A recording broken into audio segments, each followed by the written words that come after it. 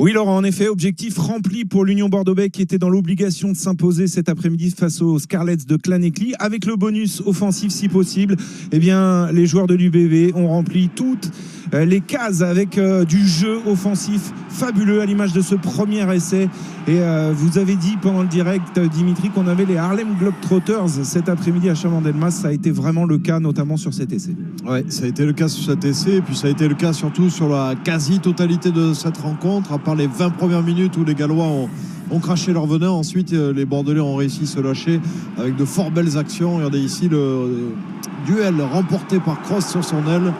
Première mi-temps totalement aboutie avant d'entamer la seconde. 21-0 à la pause, 3 essais déjà au compteur et ça va continuer avec Cameron Wauquiez, avec Mathieu Jalibert, Kobilas, du soutien perpétuel, du mouvement, des passes dans la défense, bref, du rugby total. Oui, du rugby total et du rugby dans l'avancée. On le voit ici sur cette action, avec en plus de cela de la réussite pour Biel Biarré, le jeune arrière de cette équipe. Donc il y a eu vraiment de la réussite, des espaces de partout qui se sont ouverts, et même le remplaçant talonneur Lamotte qui réussit à marquer un essai d'une course de quasiment 40 mètres. Lamotte comme dans du beurre avec ce service à hauteur de Cordero, et puis la belle histoire aussi pour ce jeune ailier, vous l'avez dit. Alors ici on voit l'essai de Duquin et il y aura même un triplé pour Louis Biel Biarré, 18 ans, première en Coupe d'Europe, qui va sceller le score 45-10, score final pour l'Union Bordeaux-Bègles qui a son destin en main, et ça forcément ça réjouit le manager Christophe Furios.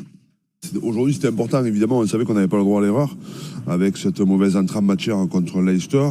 Ensuite ce match qui finalement n'a pas été joué là-bas, et on a récupéré 2 points, c'était déjà pas mal de points. On aurait pu en prendre 0, mais on aurait peut-être pu en prendre un peu plus aussi. Donc on s'était mis dans une situation évidemment inconfortable.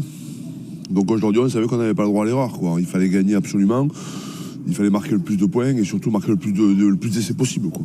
Donc voilà, donc je crois qu'aujourd'hui, franchement, je ne savais pas trop comment on allait se comporter, tellement la semaine a été perturbée par tous ces allers-retours des joueurs qui devaient jouer, puis jouaient plus, puis finalement on en avait besoin. Et franchement, j'ai trouvé un beau collectif, donc je suis content de l'état d'esprit des joueurs. Merci beaucoup Christophe. J'ai une dernière question pour moi, pour savoir quel est votre secret pour être en short aujourd'hui. Le froid, c'est dans la tête. D'accord, merci.